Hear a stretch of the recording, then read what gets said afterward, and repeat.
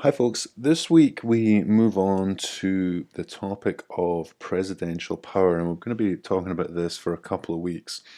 So, what you'll notice in the contents folder is quite a range of different sources here. So, first, I guess, two here are kind of just basic information.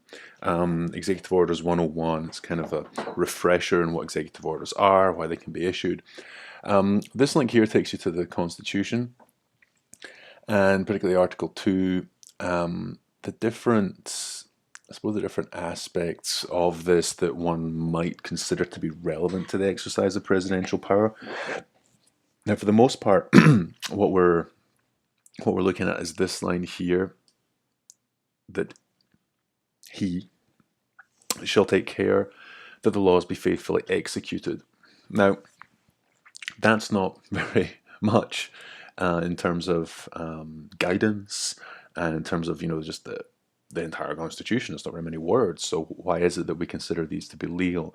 Are these the necessary and proper clause? What is it the president has to do in order to carry out their job effectively? This link here takes you to some data in terms of the number of executive orders that the presidents have issued. You'll see Roosevelt has issued the most. As we come down the list of more recent presidents, one of the things we'll notice from here, the New York Times, Barack Obama using executive power, the Barack Obama expanding presidential power, that really focuses on the executive orders. But when we look here at the numbers, Barack Obama didn't issue as many executive orders as President Bush did, fewer again than Clinton. First President Bush, George H.W. Bush, if he had served a second term and issued executive orders at that rate, would be looking at about 330 executive orders. That would also be more than his son and Barack Obama. Reagan issued a lot. Carter was only in for one term and he issued 320, so that's fairly prolific.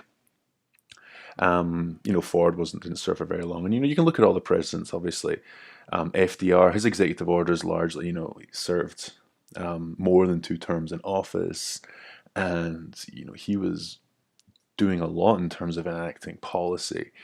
So one of the things we'll be thinking about is, are executive orders essential when you are a president that's kind of revolutionizing governance in the United States? We see here President Trump, 53, it was on pace for 58. When we go into this website, which is the Federal Register, you can actually look at the executive orders to date. 2018, Trump's issued one. In 2017, Barack Obama obviously still had a few days in office before the inauguration. He issued 8. 41, 2016. You can just click on any of these years. The specifics only go back as far as Bill Clinton in 1994. But you can look at, let's just say George Bush, 2008.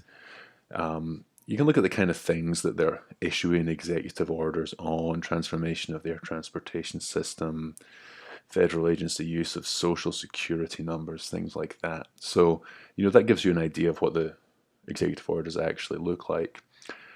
Here, these links here take you to different perspectives on the executive orders. The Intercept kind of positions itself as this groundbreaking, radical, non-partisan news source. The Heritage is a more conservative news site. Brookings Institute has a .edu email address, obviously more of an academic site. Vox is one of these kind of politic blog type sites that are fairly influential, very active online, obviously. And then some 2016, 2017 opinion pieces from the New York Times and the Washington Post, the two biggest newspapers in the country. What you'll see here are some links to academic articles. So what we're starting to get into now is the frame of mind where we'll look and see what scholars have actually written on the things that we're talking about. So the veto rhetoric, thinking about legislative capacity and executive unilateralism. So when does the president act unilaterally? Thinking about the political control of the bureaucracy. So to what extent is the bureaucracy subject to political control, and to what extent does it just operate to its own agenda, and then bureaucratic responsiveness. I'll edit that. You can just click on these, you can download those articles, and hopefully give you a slightly different perspective on these topics. As usual, we'll be covering this in discussion forum posts, and as always, please feel free to email me with any questions.